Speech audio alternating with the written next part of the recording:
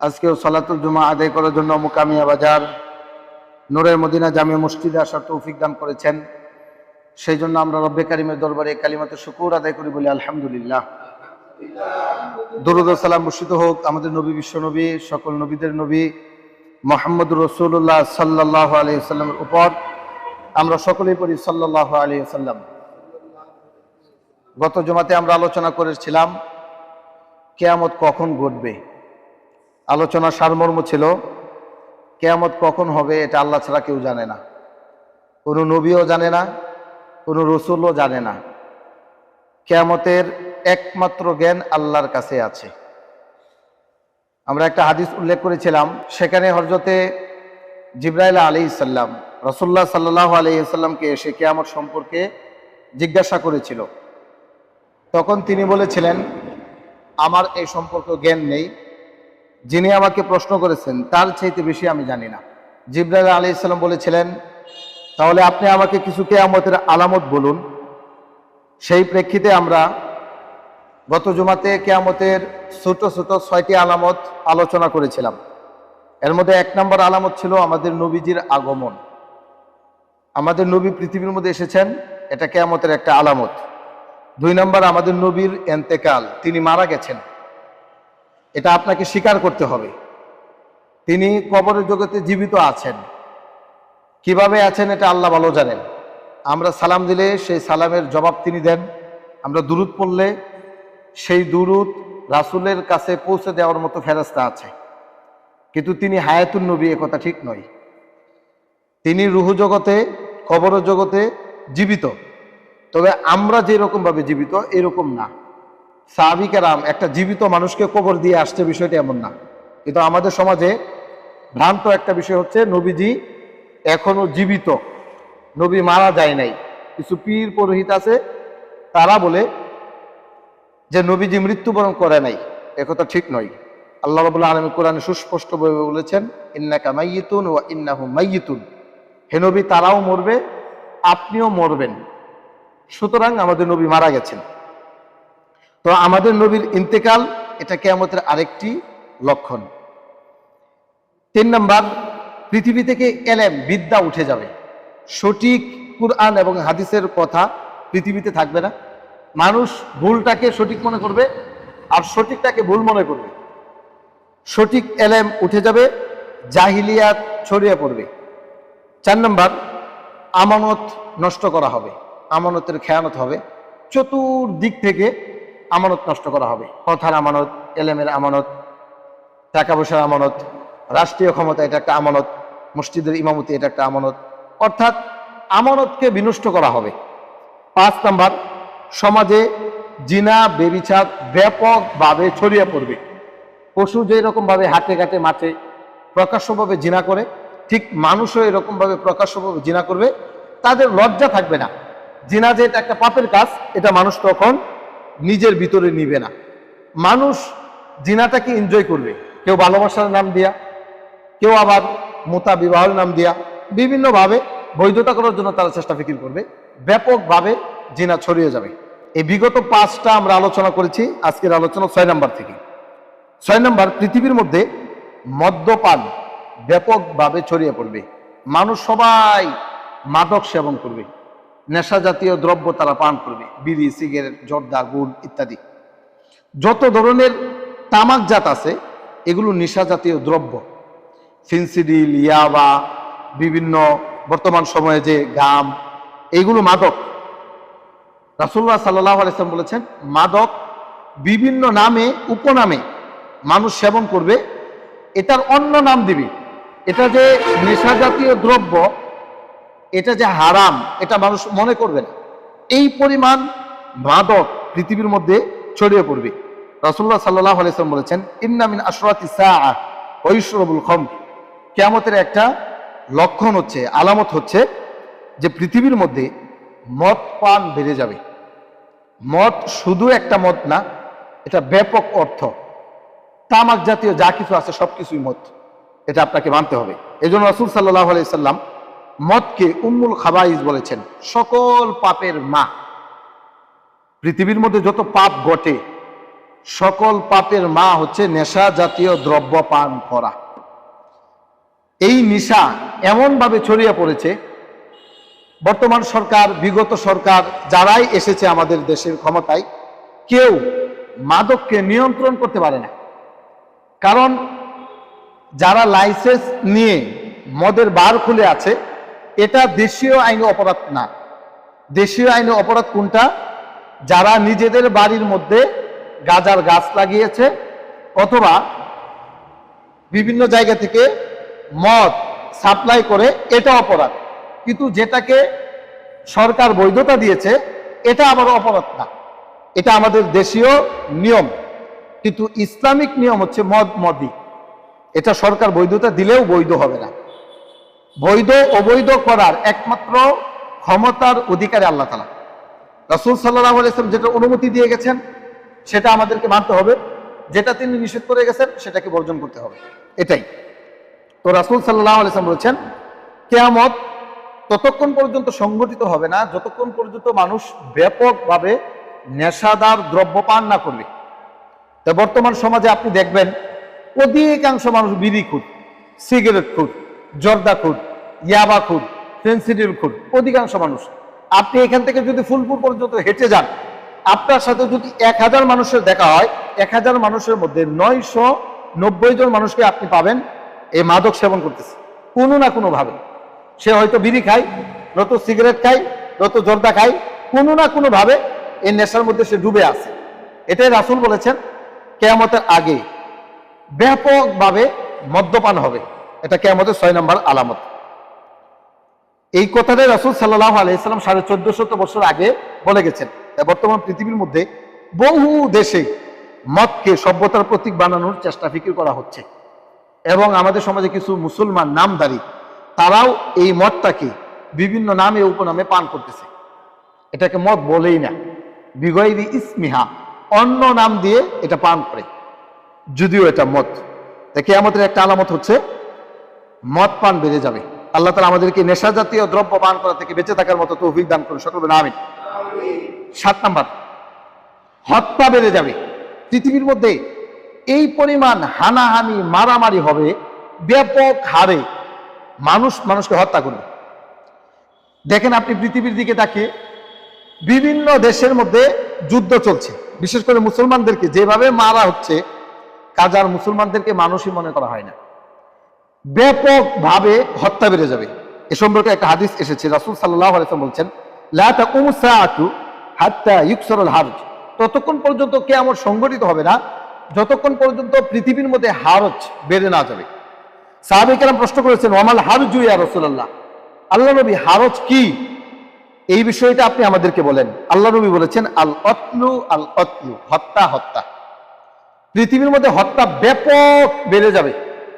এমনকি রাসূল বলেছেন কিয়ামত আগে এই পরিমাণ হত্যা বাড়বে, একজন মানুষ সে জানবে না কেন আরেকজন মানুষকে মারতেছে, যে মরবে সে জানবে না কেন আমাকে মারতেছে, শুধু শুধু নেতা আদেশ দিয়েছে, বাস গুলি করে দিচ্ছে, মেরে ফেলতেছে। একটু সামান্য জমি নিয়ে বিরোধ, একজন আরেকজনকে হত্যা করে ফেলতেছে, আপন ভাই আপন ভাইকে মেরে ফেলতেছে সামান্য একটু জমিনের কারণে। রাসূল সাল্লাল্লাহু আলাইহি ওয়াসাল্লাম বলেছেন পৃথিবীতে এই পরিমাণ হত্যা বাড়বে, শুধু হত্যাই হবে, জঘন্যতম এক পাপ হত্যা। আল্লাহ রাব্বুল আলামিন হত্যার বিধান এই পরিমাণ দিয়েছেন, কোনো ব্যক্তি যদি কাউকে হত্যা করে, সাধারণত যদি ভুলে হত্যা করে, ইচ্ছাকৃত হত্যা না, তাহলে শরীয়তের বিধান হচ্ছে তাকে 100 উট জরিমানা দিতে হবে, কেউ যদি কাউকে ভুলে হত্যা করে। আর যদি ইচ্ছাকৃতভাবে হত্যা করে তাহলে কি পরিমাণ তার শাস্তি হবে, এটা চিন্তা ফিকির করেন। তা রাসূল সাল্লাল্লাহু আলাইহি ওয়াসাল্লাম বলেছেন কিয়ামত ততক্ষণ পর্যন্ত হবে না যতক্ষণ পর্যন্ত এই পৃথিবীর মধ্যে হত্যা বৃদ্ধি না পাবে। 8 নাম্বার, সময় দ্রুত চলে যাবে। কিয়ামতের ছোট আলামতের মধ্যে এই আলামতটা খুবই গুরুত্বপূর্ণ, সময় দ্রুত চলে যাওয়া। এই যে দেখেছেন 2000 সাল, এখন এসেছে 2026 সাল, মানুষে বলে ঈদ আসলো, ঈদ চলে গেল, কিভাবে আসলো কিভাবে চলে গেল। মানুষে বলে যে তোকে দেখলাম কিছুদিন আগে একেবারে ছোট, এখন তোরও দাড়ি পেকে যাচ্ছে, তুইও বৃদ্ধ হয়ে যাচ্ছিস, এরকম বলে।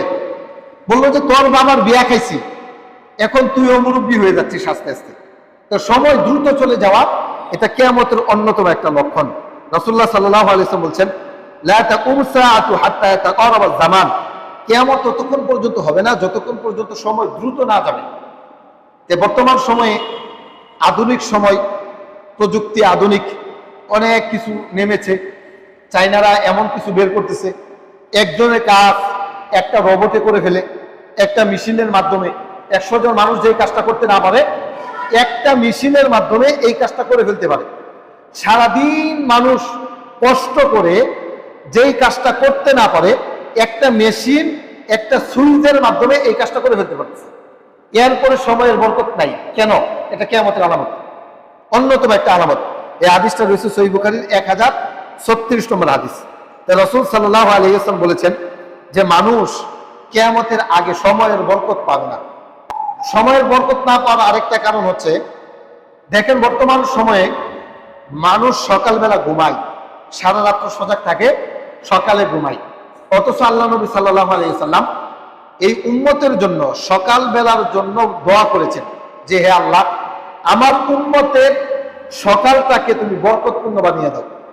তা আমরা রাত্র 2টা-3টা পর্যন্ত ব্যবসা বাণিজ্য করি, ঘোরাফেরা করি, মোবাইল টিভি, ফেসবুকে রিলস দেখি, আর সকালবেলা আমরা ঘুমাই। অথচ আগের জামানার মানুষ ফজরের আগে উঠতো, উইটা ফজর নামাজ পড়তো, সকালবেলা কোরআন তেলাওয়াত করতো, কাদের মধ্যে জল নিত, লাঙ্গল নিয়ে মাঠে যাইতো, কাজ করতো, এক দুপুরে সব কাজ কাম করে সেরে চলে আসতো। কিন্তু বর্তমান সময়ে আমাদের সকাল হয় দুপুর 12টায়। এই জন্য সময়ের বরকত আমরা পাই না। তা রাসূল সাল্লাল্লাহু আলাইহি ওয়াসাল্লাম এটা বলেছেন, কিয়ামতের 8 নাম্বার আলামত হচ্ছে সময় দ্রুত চলে যাওয়া। 9 নাম্বার, মানুষ উঁচু উঁচু বিল্ডিং বানানোর প্রতিযোগিতা করবে। রাখাল একেবারে যাদের কোনো কিছুই ছিল না, তারা রাতারাতি ধনী হয়ে যাবে। এটা কিভাবে? ফেন্সিডিলের ব্যবসা করবে, ইয়াবার ব্যবসা করবে, মদের ব্যবসা করবে, বিভিন্ন নেশা জাতীয় দ্রব্যের ব্যবসা বাণিজ্য করবে। এক রাতে এক চালান দিয়ে দিবে, কোটিপতি হয়ে যাবে। বাবা সামনের দিক থেকে ঠেলা গাড়ি টানে, ছেলে পিছন দিক থেকে ঠেলা গাড়ি ঠেলে। এই বাবা এবং ছেলে হঠাৎ করে ঢাকা চলে যাবে, একটা বিজনেস করবে, রাতারাতি ধনী হয়ে যাবে, বসুন্ধরা সিটির মধ্যে বাড়ি বানিয়ে ফেলবে। এটা কিয়ামতের আলামত। রাসূল সাল্লাল্লাহু আলাইহি ওয়াসাল্লাম বলেছেন, ওয়া আনতারুল হুফাতাল উরাতাল আলাতা রিআ আশ-শাই, তুমি দেখতে পারবে যাদের পায়ে জুতা ছিল না, পরনে কাপড় ছিল না, নগ্ন পায়ে হাঁটতো, নগ্ন শরীরে চলতো, এমন মানুষকে তুমি দেখতে পাবে। ইয়াতাতাওয়ালুনা ফিল বুনিয়ান, তারা বড় বড় উঁচু উঁচু বিল্ডিং বানানোর প্রতিযোগিতা করবে। তারা চাইবে বড় বড় বিল্ডিং বানানোর জন্য।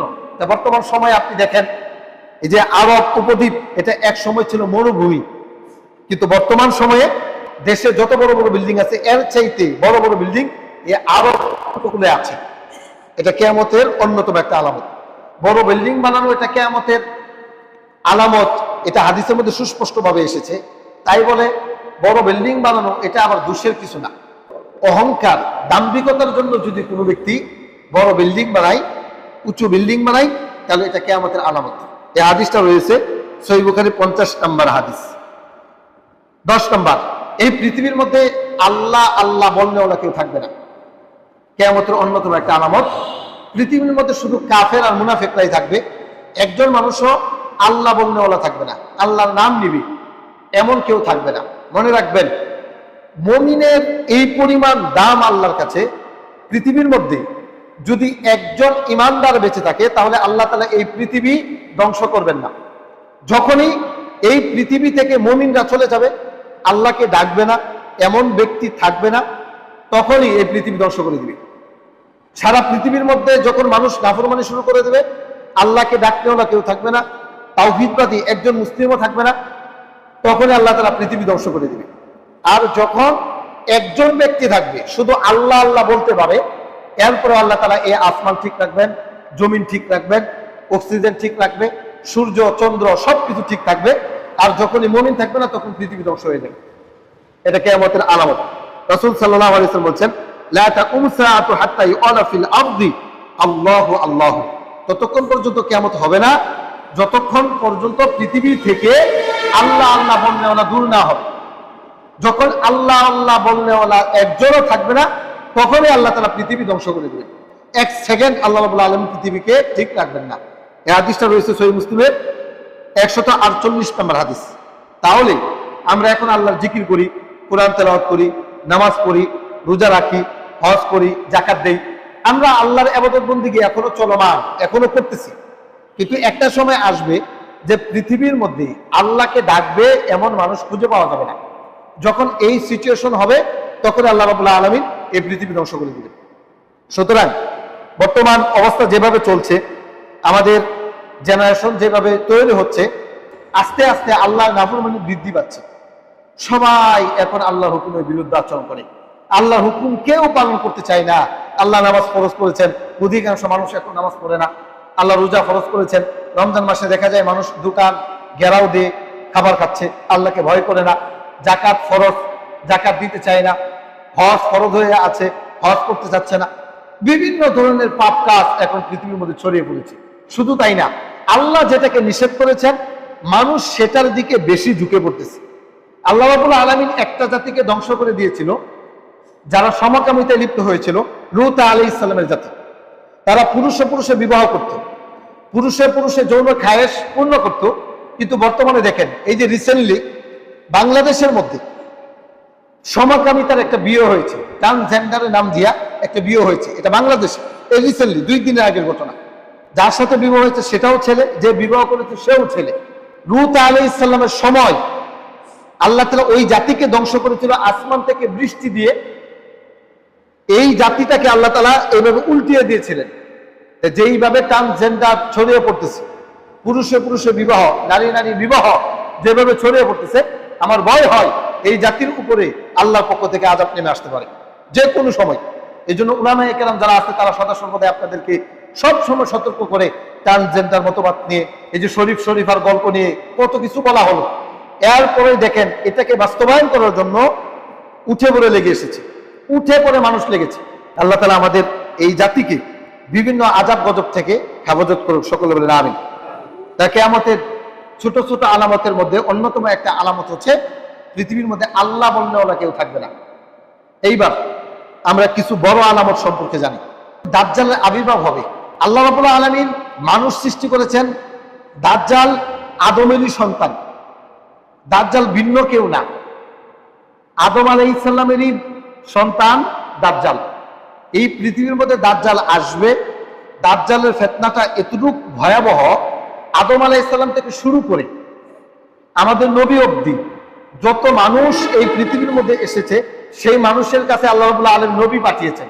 প্রত্যেক নবী তার জাতিকে এই বলে সতর্ক করেছেন, দাজ্জাল আসবে, দাজ্জালের ফিতনা খুব ভয়াবহ ফিতনা।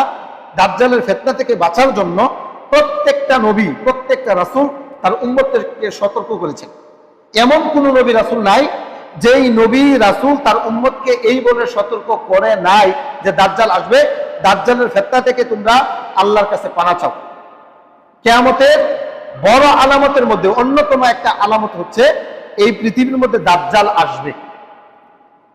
রাসূলুল্লাহ সাল্লাল্লাহু আলাইহি ওয়াসাল্লাম হাদিসের মধ্যে দাজ্জাল শব্দটা উল্লেখ করেছেন, যদিও কোরআনে সরাসরি দাজ্জালের কথা নাই, কিন্তু সূরা কাহফ 18 নম্বর সূরার 99 নম্বর আয়াতে আল্লাহ রাব্বুল আলামিন বলেছেন, ওয়া তারাকনা বা'দহুম ইয়াওমাইযিন ইয়ামুজু ফি বা'দিন, সেই দিন আমি তাদের এক দলকে আরেক দলের উপরে ঢেউয়ের মতো ছেড়ে দিব।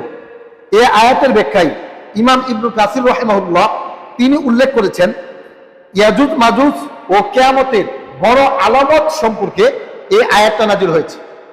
এমনকি দাজ্জালের যে ফিতনা, এই ফিতনা সম্পর্কে আল্লাহ রাব্বুল আলামিন এই আয়াতটা নাযিল করেছেন। পাশাপাশি সহিহ মুসলিমের 2946 নম্বর হাদিসে আল্লাহ নবী সাল্লাল্লাহু আলাইহি ওয়াসাল্লাম বলেন, আন ইমরান ইবনে হুসাইন قال سمعت رسول الله صلى الله عليه وسلم يقول, ইমরান ইবনে হুসাইন রাদিয়াল্লাহু তাআলা আনহু তিনি বলেন, আমি আল্লাহ নবী সাল্লাল্লাহু আলাইহি ওয়াসাল্লামকে বলতে শুনেছি, তিনি বলেছেন, মা বাইনা খুলিকা আদম ইলা কিয়ামিস সাআতি আমরুন আকবারু মিনাদ দাজ্জাল, আদম আলাইহিস সালামের সৃষ্টির পর থেকে যত ফিতনা এই পৃথিবীর মধ্যে ছড়িয়ে পড়েছে, সবচাইতে বড় ফিতনার নাম হচ্ছে দাজ্জালের ফিতনা। এর চাইতে বড় ফিতনা আর হতে পারে না। দাজ্জালের ফিতনার চাইতে বড় কোনো ফিতনা আর আসবে না, এমন কঠিনতম এক ফিতনা নাম হচ্ছে দাজ্জালের ফিতনা। হাদিসের মধ্যে এসেছে আমরুন আকবারু মিনাদ দাজ্জাল, দাজ্জালের ফিতনাটাই সবচেয়ে বড় ফিতনা। তা কিয়ামতেরও একটা আলামত, বড় আলামতের মধ্যে এক নম্বর আলামত হচ্ছে দাজ্জালের ফিতনা। তো দাজ্জাল কি করবে পৃথিবীর মধ্যে এসে? দাজ্জাল মানুষের ঈমান কেড়ে নেবে। দাজ্জাল যখন আসবে তখন পৃথিবীর মধ্যে দুর্বল ঈমানের অধিকারী যারা, সকলেই দাজ্জালকে আল্লাহ মেনে নেবে এবং দাজ্জাল নিজেও বলবে যে আমি আল্লাহ। হাদিসের মধ্যে এসেছে, সহিহ বুখারী 7131 নম্বর হাদিস, রাসূলুল্লাহ সাল্লাল্লাহু আলাইহি ওয়াসাল্লাম বলছেন, মা মিন নাবিয়্যিন ইল্লা ক্বাদ আনযারা উম্মাতাহুল আ'ওয়ারুল কাযযাব। পৃথিবীর মধ্যে যত নবী এসেছে সমস্ত নবী ওই যে কানা দাজ্জাল, মিথ্যাবাদী দাজ্জাল সম্পর্কে সব নবী তার উম্মতদেরকে সতর্ক করেছেন। দাজ্জালের পরিচয় এবং কিছু কর্মকাণ্ড সম্পর্কে আমরা জানি, যেহেতু দাজ্জালই সবচেয়ে বড় ফিতনা, এ সম্পর্কে আমরা জানি। হাদিসের মধ্যে এসেছে দাজ্জালের কপালে কাফের লেখা থাকবে। এই কাফের লেখাটা যারা মুমিন, যারা ঈমানদার তারা পড়তে পারবে। ওই ঈমানদার আরবি লেখা জানুক অথবা না জানুক, পাশাপাশি যারা ঈমানদার না, সে যদি বড় মুহাদ্দিসও হয়, বড় আল্লামাও হয়, বড় শিক্ষিত হয়, কিন্তু সে যদি হয় দাজ্জালের অনুসারী, তাহলে দাজ্জালের কপালে যে কাফের লেখা আছে এটা সে পড়তে পারবে না। ঈমানদারদেরকে আল্লাহ তাআলা একটা পাওয়ার দিবেন, সেই পাওয়ারে দাজ্জালের কপালে কাফের লেখা থাকবে, এটা ঈমানদার পড়তে পারবে। এটা আল্লাহ রাব্বুল আলামিন ঈমানদারদেরকে একটা বৈশিষ্ট্য দিবেন। একটা হাদিস শুনেন, আনাস ইবনে মালিক রাদিয়াল্লাহু তাআলা আনহু আন্না নবী সাল্লাল্লাহু আলাইহি ওয়াসাল্লাম قال, আনাস ইবনে মালিক রাদিয়াল্লাহু তাআলা আনহু বলেন, আল্লাহ নবী সাল্লাল্লাহু আলাইহি ওয়াসাল্লাম বলেছেন, মা বাআসাল্লাহু মিন নাবিয়্যিন ইল্লা আনযারা উম্মাতাহুল আ'ওয়ারুল কাযযাব। এমন কোন নবী আসে নাই পৃথিবীর মধ্যে যেই নবী তার উম্মতকে মিথ্যাবাদী কানা দাজ্জাল সম্পর্কে সতর্ক করে নাই। এরপরে রাসূল বলছেন, আলা ইন্নাহু আ'ওয়ার, জেনে রেখো দাজ্জাল হবে এক চোখা, দাজ্জালের চোখ হবে একটা, সে হবে এক চোখ অন্ধ, তার এক চোখ থাকবে না, সে ওই এক চোখ বিশিষ্ট হবে।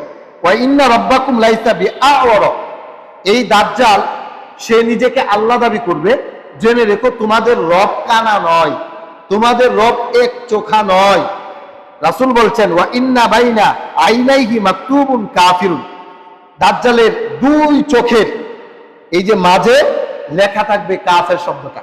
তাহলে এক চোখ নষ্ট থাকবে, আরেক চোখ ভালো থাকবে, এই দুই চোখের মাঝামাঝি কাফের শব্দটা লেখা থাকবে। এই হাদিসটা এসেছে সহিহ বুখারী 7407 নম্বর হাদিস। রাসূল সাল্লাল্লাহু আলাইহি ওয়াসাল্লাম অন্য আরেক হাদিসের মধ্যে বলেন, দাজ্জালের কপালে যে কাফের শব্দটা লেখা থাকবে, ইয়া কুরাউহু কুল্লু মুমিনিন, প্রত্যেক মুমিন এই কাফের লেখা শব্দটা পড়তে পারবে। রাসূল বলেন, কাতিবিন ওয়া গায়রি কাতিবিন, ওই মুমিন সে লেখাপড়া জানুক অথবা না জানুক। যদি ঈমানদার হয়, ঈমানের পাওয়ারে আল্লাহ তাআলা দাজ্জালকে চিনার মতো শক্তি দান করবেন। এটা খুবই গুরুত্বপূর্ণ বিষয়।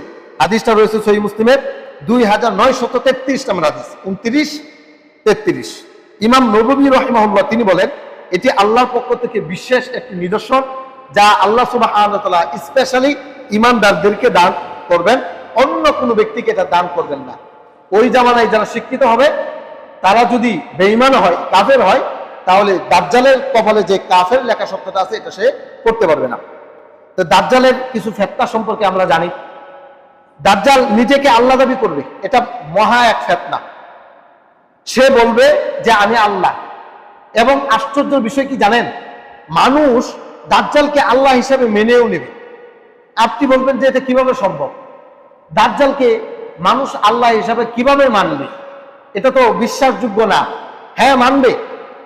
এই জামানায় যদি দাজ্জাল আসে এখন, তাহলে এখন এইখানে মুসল্লি যারা আছে এদের মধ্যে থেকে কিছু মানুষ আছে যারা দাজ্জালকে আল্লাহ মানে নেবে।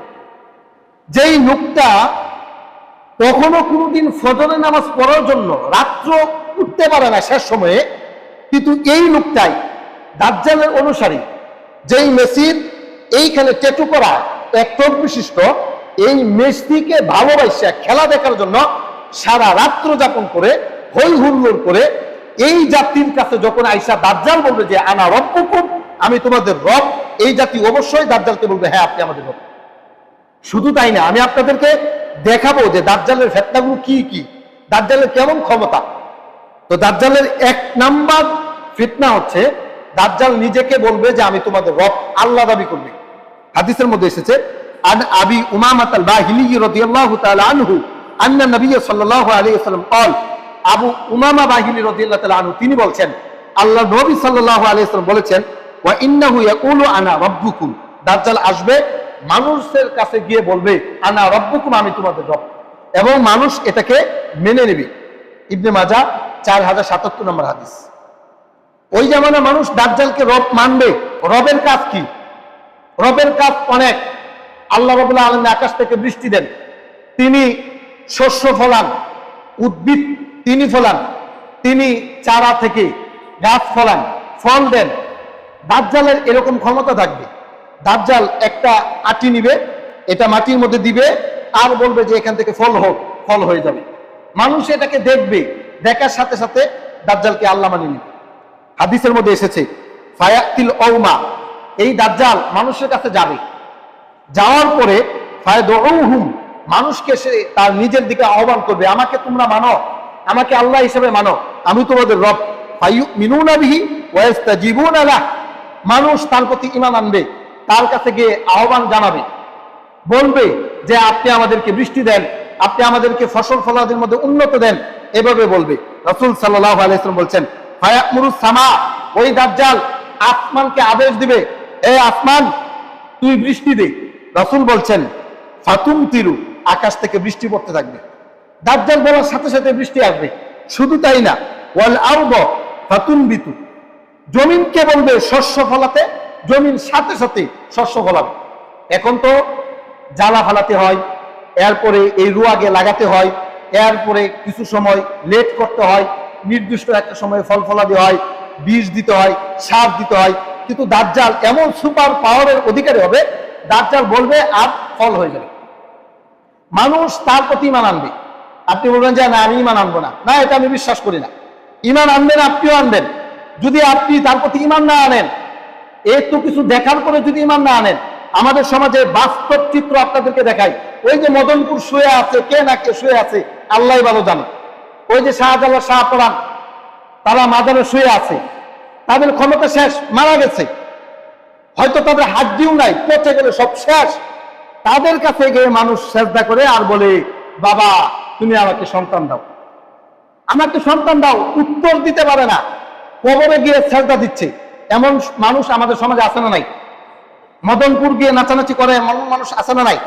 ওইখানে মান্নত করে যে মদনপুর মান্নত করলে ব্যবসায় ভালো হবে, তারপরে সন্তান সুস্থ থাকবে, সন্তানের সব মাথা ছিলে ফেলে এইখানে একটু চুল রেখে দেয়। কেন? মদনপুর গিয়ে ছিলবে, এটা মান্নত করে। একটা মৃত ব্যক্তিকে সামনে নিয়ে নাচানাচি করে ওইখানে প্রার্থনা করে তাকে আল্লাহ বানিয়ে নিচ্ছে, আল্লাহ স্থানে বসিয়ে দিচ্ছে। আর দাজ্জাল এসে বলবে আমি রব, আমি বৃষ্টি দিতে পারি, আমি ফসল ফলাতে পারি।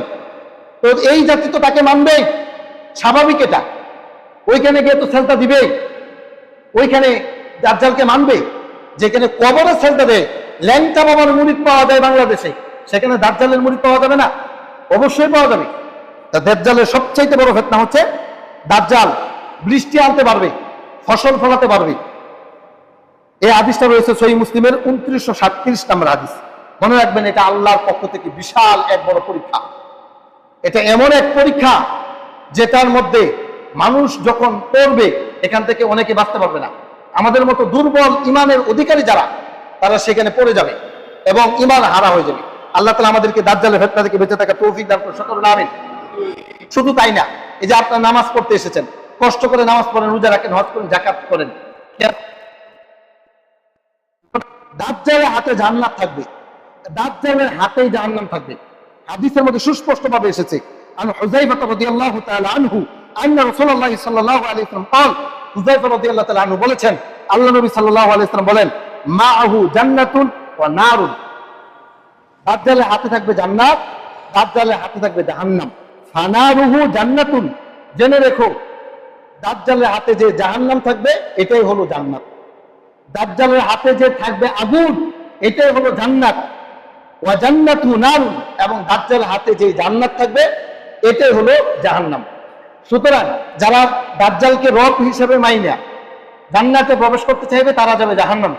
আর যারা দাজ্জালকে অমান্য করবে যে মানি না তোমাকে, আমাদের রব তুমি নও, তুমি আল্লাহ নও, তুমি দাজ্জাল, তোমাকে মানি না, ওই দাজ্জাল যদি তাকে জাহান্নামে নিক্ষেপ করে তাহলে ওই ব্যক্তি জান্নাতে প্রবেশ করবে। দাজ্জালের ফিতনা খুব কঠিন। প্রকাশ্যভাবে দেখতে পারবেন আগুন দাউ দাউ করে জ্বলতেছে, প্রকাশ্যভাবে দেখতে পারবেন হুর গেলমান নাচানাচি করতেছে। শুধু খালি আপনি দাজ্জালকে রব হিসেবে মেনে নেবেন আর আপনি হুর গিলমান নিয়ে নাচানাচি করবেন, সবকিছু পেয়ে যাবেন। দুনিয়ার মধ্যে আপনার সুখ শান্তির অভাব পড়বে না, শুধু দাজ্জালকে রব হিসেবে মেনে নেবেন। জেনে রাখুন, এটা যদি মেনে নেন তাহলে আপনি জাহান্নামী, আর যদি তাকে বর্জন করেন তাহলে আপনি জান্নাতি। তা দাজ্জালের 3 নম্বর যে ফিতনা, তার কাছে জান্নাত জাহান্নাম থাকবে। 4 নম্বর, দাজ্জালের কাছে যে আগুন থাকবে সেটা হবে শীতল মিষ্টি পানি, যেটা আপনাদেরকে বললাম। রাসূল সাল্লাল্লাহু আলাইহি সাল্লাম হাদিসের মধ্যে উল্লেখ করেছেন, ফামান আদরাকাহু মিনকুম, তোমাদের মধ্য থেকে কেউ যদি দাজ্জালকে দেখে, দাজ্জালের সাথে যদি সাক্ষাৎ হয়, ফালিয়াকা ফিল্লাযী ইয়ারাহু নারুন, সে যেন দাজ্জালের আগুনের মধ্যে প্রবেশ করে, সে যেন দাজ্জালের জান্নাতের মধ্যে প্রবেশ না করে আগুনের মধ্যে যেন সে প্রবেশ করে ফেলে। কেন?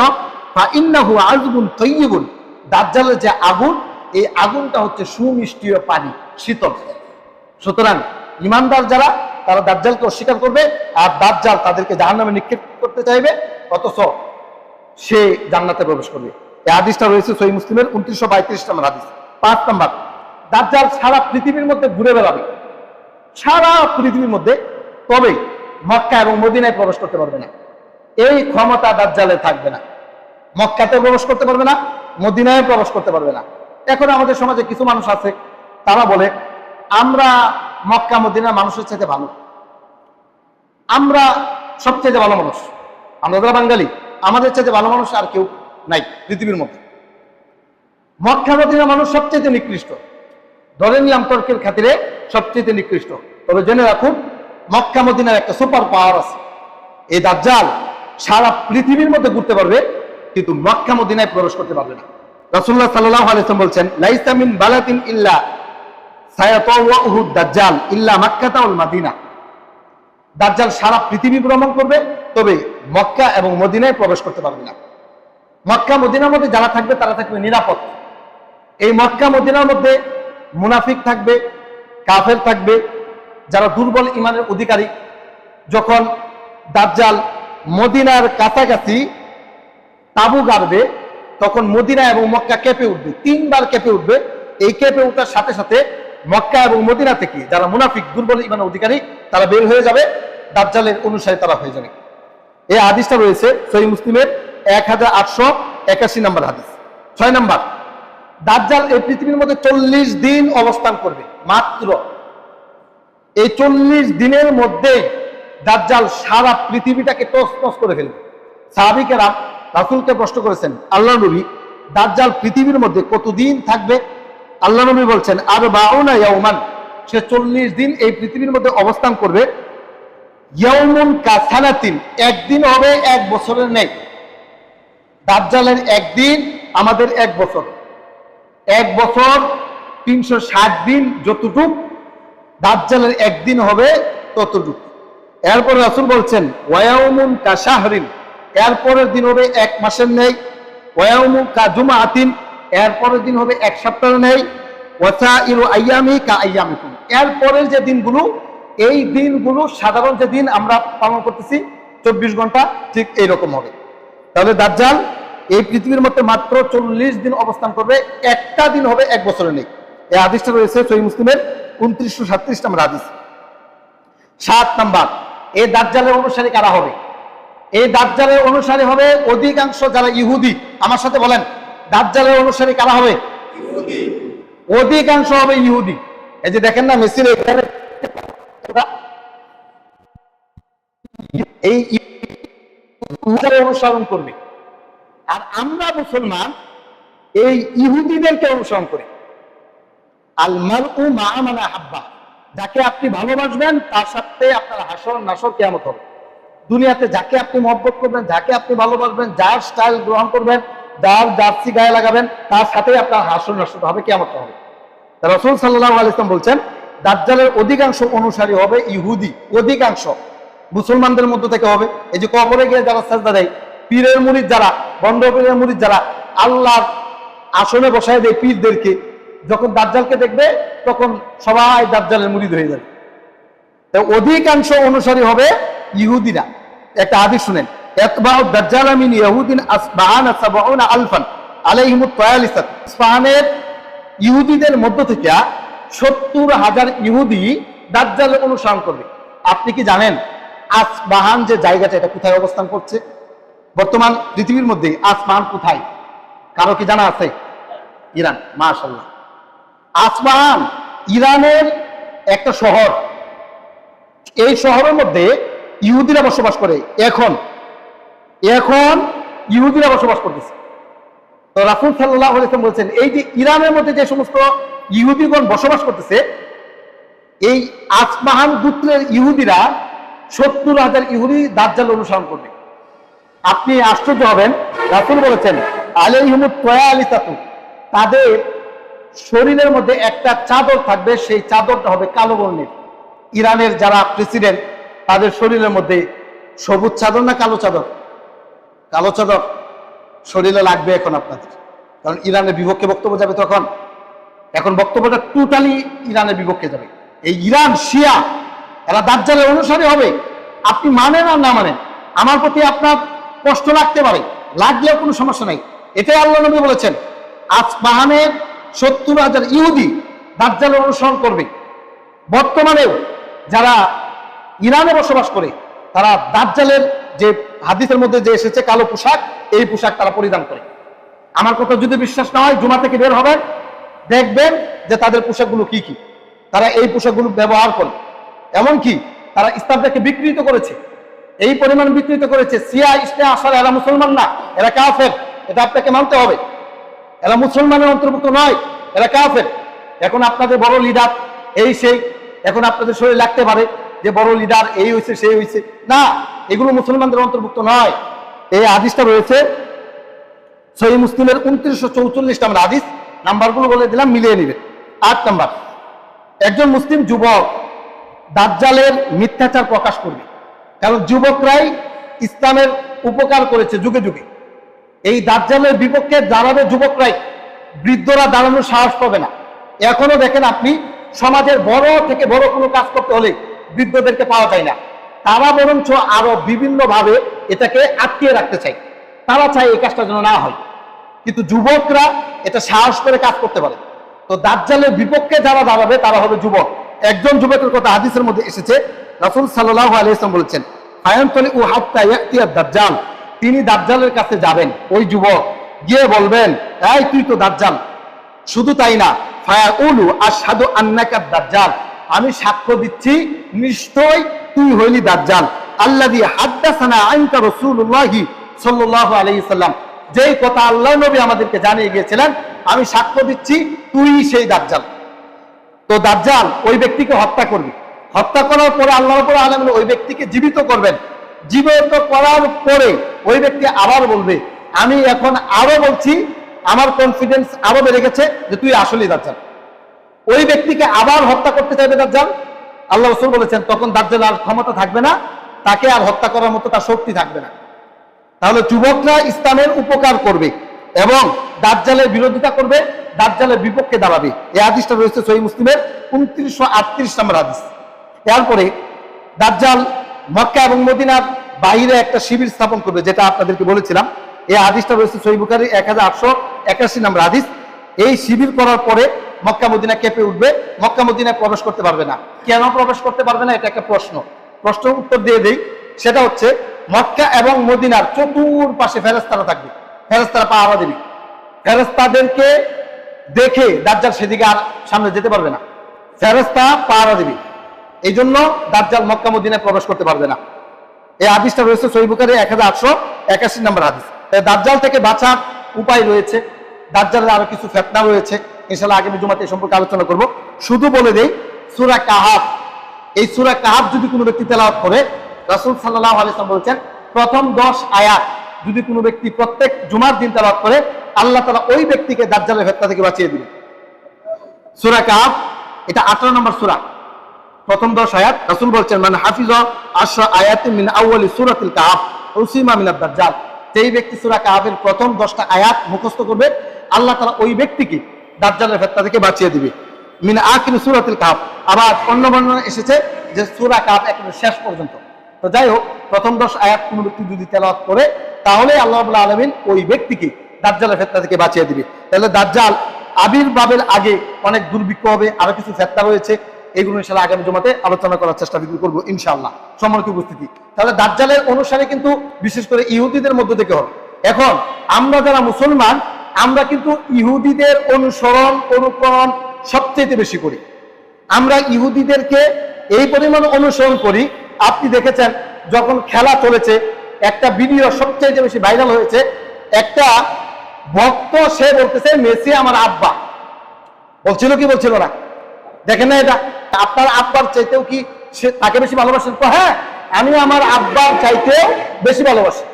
মেসিকে এখন দেখে নাই, মেসি তাকে চিনে না, সেও তাকে চিনে না, শুধু খেলা দেখছে, একটা দল সাপোর্ট করছে। এখন নিজের জন্মদাতা বাবাকে অস্বীকার করে বর্তমান সমাজের কিছু যুবক মানুষ নিজের বাপকে অস্বীকার করতেছে, আল্লাহকে অস্বীকার করবে, এটা স্বাভাবিক। এটা মুসলমানের সন্তান, সে এটাকে মানে এমন ভাবে উপস্থাপন করতেছে, তার কনফিডেন্সটা এমন, আপনি যদি ভিডিওটা দেখেন আপনি বলবেন যে এটা পাগল হয়ে গেছে কিনা, এমন ভাবে বলতেছে যে মেসি আমার আব্বা। হ্যাঁ পাগল, হ্যাঁ। আচ্ছা যাই হোক, এখন এই যে অবস্থাটা, এখন এক লোক না পাগল হয়েছি, কিন্তু আমাদের মধ্যে পাগলের অভাব নাই। পাগল আমাদের মধ্যে পাগলের অভাব নাই। যারা খেলা দেখছেন, এই যে মসজিদ করে বসে আছেন, আপনাদেরকে বলি, আমি এখানে 5 বছর প্রায় 3 মাস, আজকের দিন গেলে 3 মাস হবে চাকরি করি। যে সমস্ত লোকদেরকে দেখছি যে ফজরে আসতে পারে না ঘুমের কারণে, এরা সারা রাত ব্যাপী খেলা দেখছে, ঠিক না? ঠিক। এরা দাজ্জাল অনুসারী। একমাত্র পায়ের একটা বেলকি দেখাইছে, এই পায়ের বেলকির কারণে আল্লাহকে বাদ দিয়া, রাসূলকে বাদ দিয়া, কোরআন হাদিস সব বাদ দিয়া হুজুররা বলছে যে খেলা দেখা যাবে না, এটা ভালো না, বলছে হুজুর খেলার মধ্যে ধর্ম আইনেন না, সব বাদ দিয়া খেলাকে যারা সামনে নেয়, দাজ্জাল যখন আসবে তারা আল্লাহকে বাদ দিয়া, ইসলামকে বাদ দিয়া প্রত্যেকটাই দাজ্জালের মুরিদ হয়ে যাবে, সবগুলোই দাজ্জালের মুরিদ হয়ে যাবে। আপনি মানেন আর না মানেন। এজন্য আমাদেরকে চিন্তা ফিকির করতে হবে, যারা বেঁচে আছেন তওবা করেন। এই যে খেলা যে যারা দেখেছেন, একনিষ্ঠভাবে তওবা করতে হবে, একনিষ্ঠভাবে। আপনি জানেন, আপনি আমার সাথে একমত হবেন, আমাদের নবীর চরিত্রের চাইতে উত্তম চরিত্রবান এই পৃথিবীর মধ্যে কোনো মানুষ কি আছে? আমাদের নবী সম্পর্কে আল্লাহ তাআলা কুরআনে কি বলেছেন জানেন? ওয়ালান তারদা আনকাল ইয়াহুদু, এই যে ইহুদিরা এবং খ্রিস্টানরা, এরা কখনো আপনাকে বন্ধু হিসাবে গ্রহণ করবে না, কখনোই না। ইহুদিরা এবং খ্রিস্টানরা, হে নবী, আপনাকে কখনো বন্ধু হিসাবে গ্রহণ করবে না কতক্ষণ পর্যন্ত? হাত্তা তাত্তাবিআ মিল্লাতাহুম, যতক্ষণ পর্যন্ত আপনি তাদের ধর্মের অনুসরণ না করবেন ততক্ষণ পর্যন্ত ইহুদিরা খ্রিস্টানরা আপনি নবীর প্রতিও খুশি হবে না। তাহলে আমাদের নবীর চরিত্র এত ভালো, আপনারা সবাই বললেন, শুধু আপনারা না, আপনারা তো নবীকে মানেন এই জন্য হয়তো বলছেন, কিন্তু আপনি পড়েন ইহুদি খ্রিস্টানরা তারাও বলেছে যে আমাদের নবীর চরিত্র উত্তম, এর চাইতে ভালো যুবক আর পৃথিবীর মধ্যে আসতে পারে না, এমন চরিত্রের অধিকারী। সেই নবীর প্রতি যদি ইহুদি খ্রিস্টানরা খুশি না হয়, তাহলে আমার আপনার প্রতি খুশি হবে? আব্বা ডাকলেই কি খুশি হইব? আব্বা ডাকলেও খুশি হইতো না, বরং আপনার মারে যদি নিয়ে বিয়াও দিলেন মেসির কাছে, তাও আপনার কাছে খুশি হবে না। আপনাকে যদি দেখে যে আপনি বাথরুমে পড়ে গেছেন, মেসি আরো 1 বালতি পায়খানা আপনার উপরে ঢেলে দিবে, এটা ইহুদি, এটা ইহুদি, এরা আপনার প্রতি সন্তুষ্ট হবে না। আর সেই খেলা দেখার জন্য সারা রাত্র ব্যয় করেছেন, আপনার প্রতিটা সেকেন্ড, প্রতিটা মিনিট, প্রতিটা শ্বাস প্রশ্বাস, এটা আল্লাহর দেওয়া আমানত, ইবাদত করতে হবে আল্লাহর। সেই আল্লাহর দ্বীন রাইখা, আল্লাহর ইবাদত বন্দেগী ছাইরা যারা ইহুদি খ্রিস্টানদের খেলা দেখা মস্তি করেছেন, আপনাদের তওবা করা জরুরি এবং তওবা করতে হবে, ইভেন এখনই করতে হবে। যারা মারা গেছে তাদের অবস্থাটা কি হবে এটা আল্লাহই ভালো জানে, কিন্তু যারা জীবিত আছেন আপনাদের সুযোগ এখনো আছে, এখনই তওবা করবেন, ইস্তেগফার করবেন, যতদিন পর্যন্ত জীবিত আছেন। আর কখনো কোনোদিন খেলা দেখবো না, ইনশাআল্লাহ না দেখবো, এমন ইনশাআল্লাহ পাওয়ার নাই তো। 5 বছর পরে যখন আইবো তখন আবার খেলা দেখবো, এই জাতিকে বুঝাইলে কি হইব? বুঝবে না। এই জন্য আল্লাহ রাব্বুল আলামিন কোরআনে বলেছেন, লাহুম কুলুবুন, তাদের অন্তর আছে, লা ইয়াফকাহুনা বিহা, এই অন্তর দিয়ে তারা চিন্তা ফিকির করে না। ওয়ালাহুম আয়ুনুন, তাদের চক্ষু আছে, এই চক্ষু দিয়ে তারা দেখে না। ওয়ালাহুম আযানুন, তাদের কান আছে, এই কান দিয়ে তারা শ্রবণ করে না। উলাইকা কাল আনআম, এরা পশুর মতো, বালহুম আদল, বরং এর চাইতে নিকৃষ্ট। পশু আপনার কথা শুনবে, কিন্তু মানুষ আল্লাহর কথা শোনে না। আমাদের তওবা করা উচিত, তওবা করবেন, তওবার মাধ্যমেই আমাদেরকে আল্লাহর দিকে ফিরে যেতে হবে। আল্লাহ তাআলা আমাদেরকে দাজ্জালের ফিতনা থেকে বেঁচে থাকার তৌফিক দান করুন। সকলে আমিন।